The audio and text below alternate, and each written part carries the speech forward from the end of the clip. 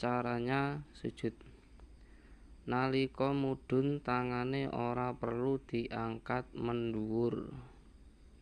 Luwih dhisik dhengkul diselehake ing bumi.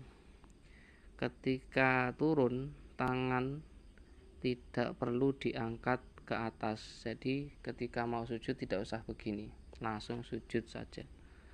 Terlebih dahulu lutut ditaruh di bumi. Bahasa Jawanya dengkul, jadi lututnya dulu, baru nanti tangan, terus dahi. Tapi ini juga ada pendapat yang lain, yaitu tangan dulu baru dengkul. Pokoknya yang penting jangan dahi dulu, bahaya nanti.